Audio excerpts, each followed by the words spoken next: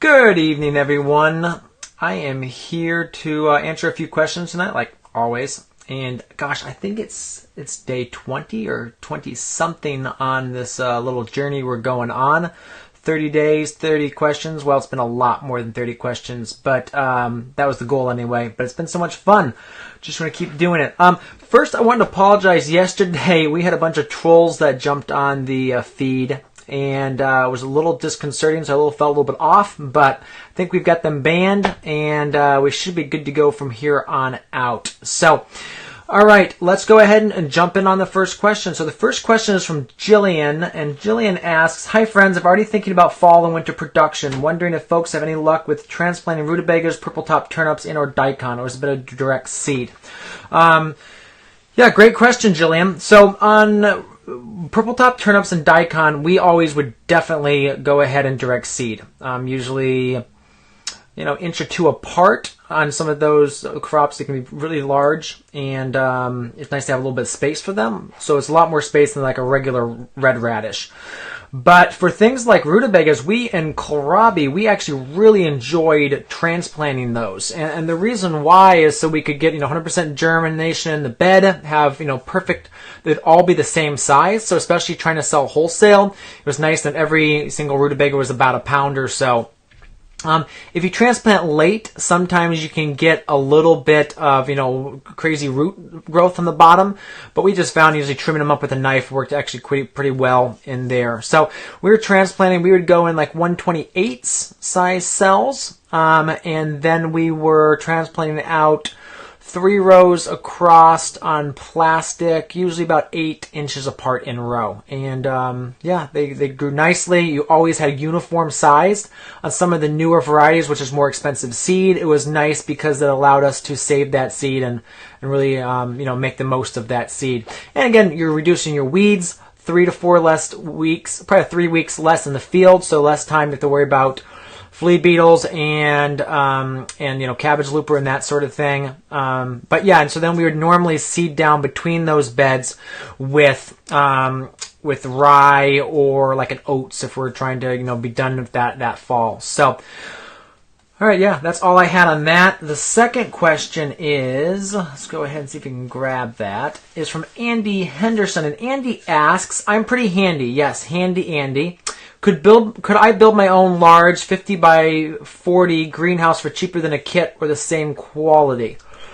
So Andy, really wondering what you're trying to do with this greenhouse. Are you trying to grow crops in it? Are you trying to use it as a propagation house? It really depends on what you're going to do with it. Depends on what kind of greenhouse you're looking for, and depends on if it's best for you to do it yourself or to buy it. If you're trying to save a lot of money, the best to me is to find a used frame and assemble a used frame and then just finish it out. That to me is where you're save your most money, especially if you want some that large. If you're looking for 40 feet wide, that's a heck of a lot wide to do, and you could do it. I mean, Pete Johnson built a 50 by 400 foot, and that was built completely out of cedar. And so it had a center line of poles down the center, and then just had longer poles going out down to knee walls on the sides. So that actually worked really well for him. But if you're trying to do like propagation, I would suggest really going with at least a frame. And if you're doing really small tunnels, like a 15 to 18 foot tunnel, those can be easily done. And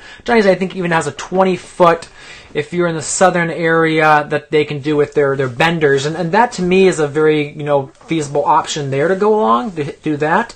But if you're looking for the size, I think you really need a lot larger pipe, and the larger the pipe you go, the harder it is to bend. So it really depends on kind of what you're looking for. But it really comes down to the time versus money thing too. So if you're an actively engaged, farm with, customers and procedures and things, sometimes your best effort, your best time is spent just farming. And you need to hire someone out to come in and assemble your greenhouse. And that's what some of our clients we work with are doing. Actually, a number of them are. They actually hire a crew that comes in, builds the whole greenhouse in a week, and it's done, and they're ready to just start planting in it the next week. So, but if you're beginning and you have a lot of time, those markets really haven't picked up yet, then yeah, it's going to obviously save you some money to do it yourself. All right, let's grab the third one tonight. Oh, so the third one I'm actually going to show because we had I showed this the other day, and had a lot of feedback on it. And hopefully I can get these, this to show right. How do I hide that? Let's click on this. Maybe it'll show now. All right, yeah, there we go. All right, let's click over to there. So we had this picture. I was up at my friend Patchwork Gardens, and they farm about 15, 20 minutes away. They do a pretty large CSA, about 8 to 10 acres. And he's a former engineer. So actually, if you go into our YouTube channel, we've got a great video. I think it's called "What Happens When You Let an Engineer Build a Seeding Station" or something like that. Really walks through how he set up his seeding operation, and it's really super cool. But excuse me, this is his inside planning. And I actually find a lot of farmers are very visual people. So they really like to just be able to look at something and see how everything's set up. And actually, I set up our farm pretty similarly. Is I would have spreadsheets, but the spreadsheets were actually every row was a different bed. And so I could actually just write in the different things that we were planting in that field that year, and then we'd actually do it out by month too. So as the crops would phase out and go into a cover crop or a different crop, we'd actually write that in, so I could visualize exactly what was happening with the entire farm at any one time.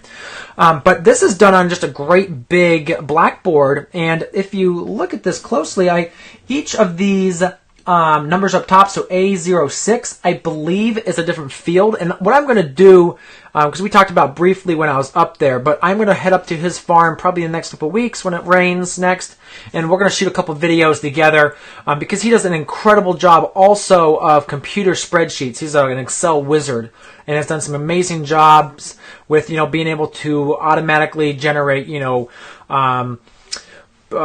forms for chefs and that sort of thing. So, but if you notice, then he's got different colors, and so the different colors are, I believe, different crop families or different periods of growth, and that whole farm you can see is just laid out through there, and then you can just see different fields based on what they've got in there, and you can just lay that out based on that. So I will dive into that with him a little bit more when we're up there, and we'll probably do a video just on how he does his planning, because I find it pretty fascinating. He's a pretty ingenious guy. So, all right, that was the 3 questions I had tonight. Again, my family's in town, so I'm trying to make this short to spend some time with them and put my daughter to bed and that sort of stuff. But go ahead, keep those questions coming. Appreciate the feedback you're getting. If you liked the video today, go ahead and send some likes and share this, and like our page if you don't mind. We've got some cool trips coming up in a little bit, so I can't say yet but where we're headed, but some cool farms we're visiting, some cool videos coming out when I get some time to do it, and stay tuned for more information. But it's going to be traveling out of the country pretty soon, so it's going to be fun. Yeah, looking forward to it. Looking forward to connecting with some of you on the road, and hanging out with you guys and seeing what you're up to. So, all right, have a great night. Keep up the farming, and keep submitting those questions. All right, bye-bye.